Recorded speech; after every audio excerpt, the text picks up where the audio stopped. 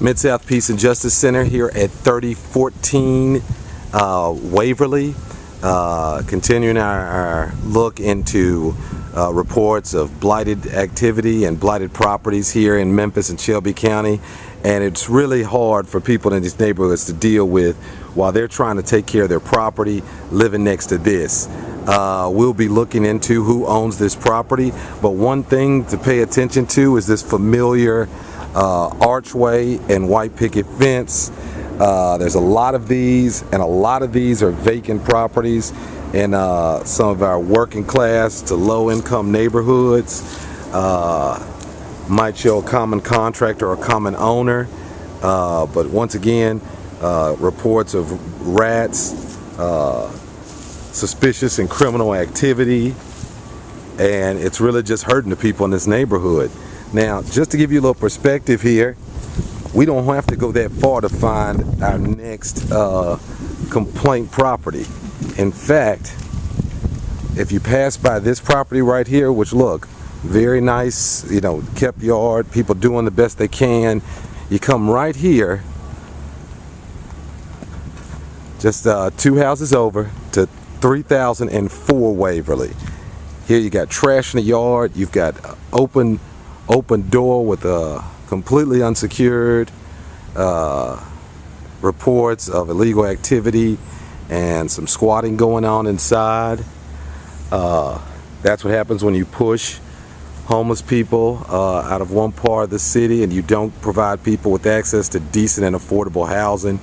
You force people into living in the squats. But also here you have it. Here's that archway again. Now, interesting story about this property.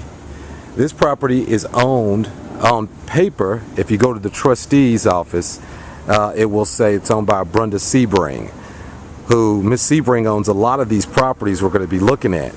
But in fact, Miss Sebring surrendered these properties back in 2007. And these properties are actually owned by a variety of banks. This property is actually owned by First Bank, though you won't find any information in the county registry that says that. You had to go to bankruptcy court to track that down. As a result, First Bank has not paid any taxes on this property as it's still in Miss Sebring's name, and haven't been responsible for taking it up to code. First Bank, which is a local bank headquarters right here in Bartlett, is, in our view, guilty of tax evasion, and more than that, of being irresponsible corporate neighbors to the people in this neighborhood. We are going to be working with the neighborhood to get this situation resolved. We have contacted the register and the city treasurer and the trustee as well. We're going to be looking at a lot of these properties in the coming weeks, owned by various banks, but this one's owned by First Bank, and as a local bank, they should be held to a higher standard.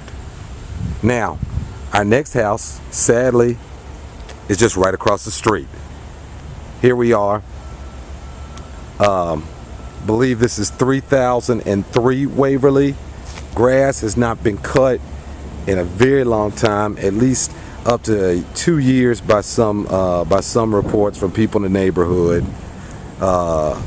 Rats, illegal dumping, signs of illegal activity, and it's hurting the neighborhood. I mean, like I said, you got people living right next door, doing the best they can, getting their legs kicked out from under them, and they've called code, they've called the health department numerous times, they've called the Mayor's Action Service Center, and nothing has been done. Nothing's been done. And so while they go to work every day, paying taxes, working hard, trying to raise their families, doing what they can here to protect what they own, they've got to live next to this. So there you have it. That's 3 houses, all pretty much right on top of each other, dragging down this section of the street. Now we're going to go up about 4 houses up the road, and we're going to show you 2 more properties on this stretch of Waverly. But there does need to be some accountability for these owners, but especially for the banks.